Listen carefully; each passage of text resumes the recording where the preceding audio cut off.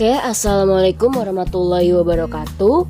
Di sini saya akan menjelaskan mengenai bagaimana sih cara kita menentukan nilai delta H atau perubahan entalpi reaksi menggunakan hukum Hess. Simak videonya ya. Jadi bunyi hukum Hess adalah perubahan suatu reaksi perubahan entalpi suatu reaksi tidak bergantung pada jalannya reaksi atau banyaknya tahap pada reaksi, tetapi hanya bergantung pada keadaan awal pereaksi dan keadaan akhir hasil reaksi sistem. Jadi ini bunyi hukum Hess ya. Jadi kalau kita mau mengerjakan soal atau kita mau mencari nilai delta H reaksi menggunakan hukum Hess, tipsnya adalah kita harus memperhatikan reaksi dan hasil reaksi yang diinginkan atau ditanyakan soal, dan kita membuat kondisi di mana reaksi tersebut bisa kita hasilkan seperti itu ya. Langsung aja ke contoh soalnya ya. Oke, ini soalnya ya. Jadi di sini diketahui ada dua reaksi. Reaksi yang pertama adalah karbon direaksikan dengan setengah O2 menghasilkan karbon monoksida dengan delta H min 117,9 kJ. Dan reaksi yang kedua adalah gas H2 ditambahkan gas oksigen menjadi uap air dengan delta H minus 285,9 kJ. Yang ditanyakan, maka delta H reaksi karbon plus H2O gas menjadi H2 gas plus CO gas adalah berapa kilojoule. Nah, ini salah satu contoh soal hukum Hess. Jadi kita kalau ketemu soal seperti ini gunakan hukum Hess ya. Seperti tips tadi, kita harus perhatikan pereaksi dan hasil reaksi yang diinginkan oleh soalnya. Kita bisa lihat di sini ya, ini yang diinginkan seperti ini pereaksinya dan ini hasil reaksinya ya. Maka kita akan buat reaksi baru berdasarkan reaksi yang diketahui ini ya. Oke ya. Di sini kita lihat di reaksi yang diinginkan soal, dia pengennya karbon ya kan, ada karbon di sini. Karbonnya ada di sebelah kiri panah, dan karbon kita lihat di sini ada di reaksi nomor 1. Oke ya, di situ karbon ya kan, tadi di sini ada karbon ya di sebelah kiri. Terus di sini ada di reaksi nomor 1 dan dia adanya sama di sebelah kiri. Maka reaksi 1 itu tetap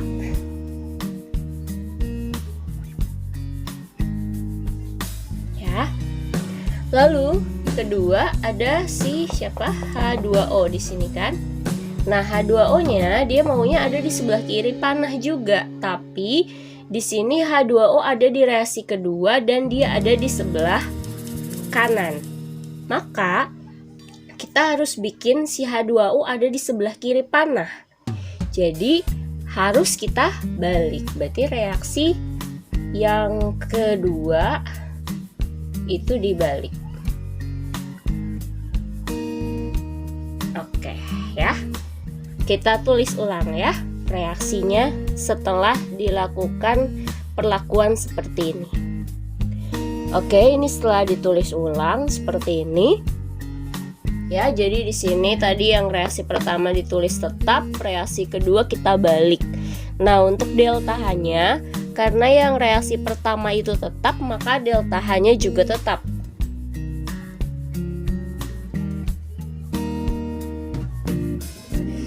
Min 117,9 kJ. Sedangkan reaksi kedua kan dibalik ya. Nah, berdasarkan ketentuan persamaan termokimia, jika delta H dibalik maka delta H-nya jika reaksi dibalik maka delta H-nya berubah tanda. Berarti yang tadinya negatif menjadi positif.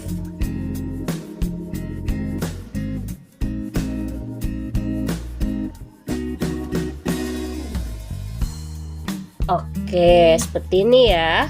Lalu kalau udah jadi kayak gini, kita tinggal jumlahin. Nah, sama halnya seperti sama dengan ya kalau tanda panah itu. Jadi kita bisa coret, kita bisa bantai gitu. Kita bisa bantai zat yang di kiri dan kanannya itu sama. Ya, jadi kita bisa coret dia nih. Ini kan ada setengah O2 di sini juga ada, berarti kita bisa coret. Habis gitu ya. Sisanya kita tinggal tulis aja di bawahnya. C plus H2O gas menjadi CO gas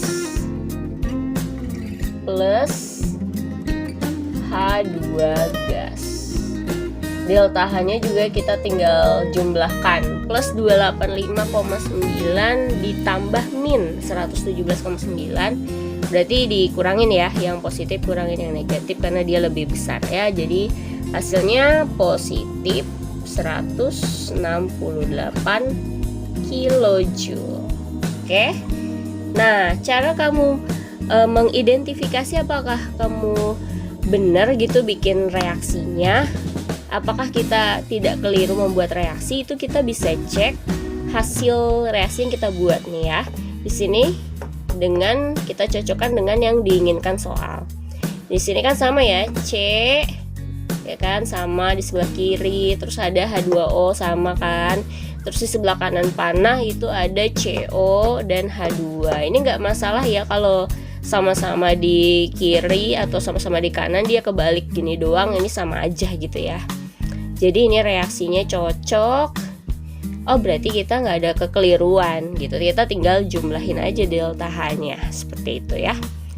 Jadi ini cara mencari delta H menggunakan hukum Hess. Oke, contoh kedua. Nah, di contoh kedua ini bisa kamu lihat di situ diketahui ada 3 reaksi. Jadi di sini ada 3 reaksi yang diketahui dan yang ditanyakan adalah entalpi pembentukan CaOH 2 kali, ya kan? Nah, di sini belum ada reaksi yang ditanyakan.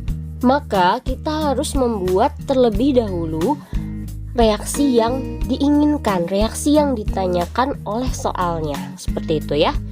Nah, ini kan reaksinya reaksi pembentukan ya.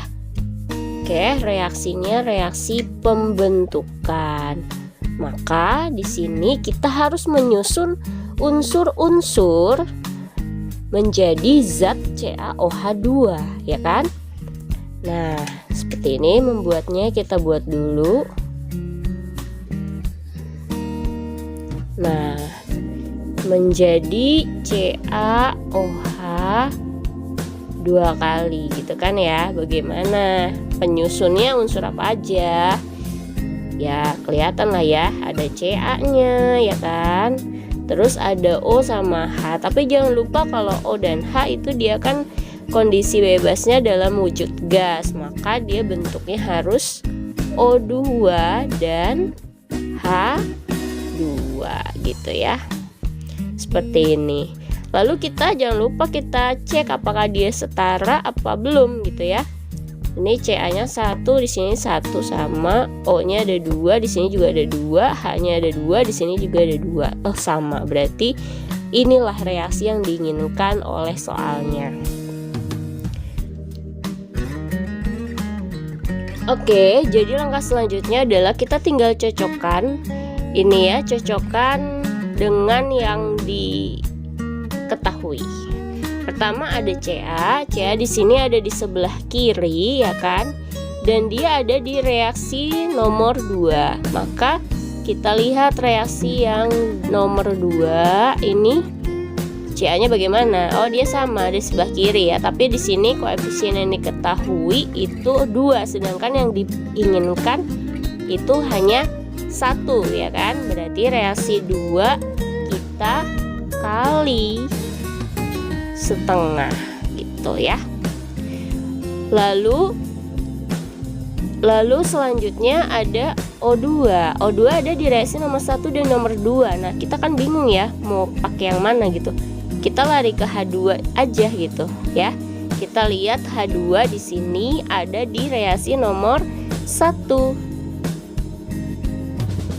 Oke, ada di nomor 1 dan dia sama ya kayak Ca. Diketahuinya kan koefisiennya 2 tapi diinginkannya 1. Berarti reaksi 1 kita kali setengah juga sama ya. Lalu ada CaOH 2 kali ya kan. CaOH 2 kali ada di reaksi nomor 3. Dan ini sama-sama di sebelah kanan dan koefisiennya juga sama. Berarti reaksi 3 tetap. Oke ya. Seperti ini.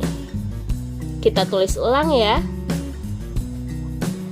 Oke, seperti ini ya. Setelah ditulis ulang lalu dikali setengah, reaksi pertama menjadi seperti ini ya. H2-nya jadi H2 saja, terus O2-nya jadi setengah O2, H2O-nya juga yang tadinya 2 jadi 1 gitu ya. Terus di sini jangan lupa delta H-nya juga kita kali setengah ya, karena kalau reaksi dikali setengah, delta H juga ikutan dikali setengah. Pokoknya dikali dengan bilangan apapun, delta H-nya ikutan dikali juga gitu ya. Sama kayak reaksi kedua juga, lalu reaksi ketiga tetap. Jadi di sini delta H-nya juga tetap gitu. Tinggal kita cari mana sih yang bisa kita coret gitu kan. Nah, di sini yang sama ada apa coba? CaO ya. CaO kita coret. Terus ada H2O kita coret juga gitu ya kan. Sisanya ya udah kita sesuaiin aja ya. Ca, oke sama kan, plus O2, oke O2 nya ada koefisiennya 1 ya. Kenapa setengah tambah setengah kan 1, jadi O2 gitu kan sama ya. Terus ada H2 nggak? Sama nggak? Ada H2 menjadi CaOH 2 kali. Oke. Nah, ini delta H-nya tinggal kita tambahin aja karena dia kan sama-sama minus ya. Udah deh, jadi minus juga gitu kan. Minus jumlahin hasilnya 984 kilojoule. Seperti itu ya. Semoga jelas ya.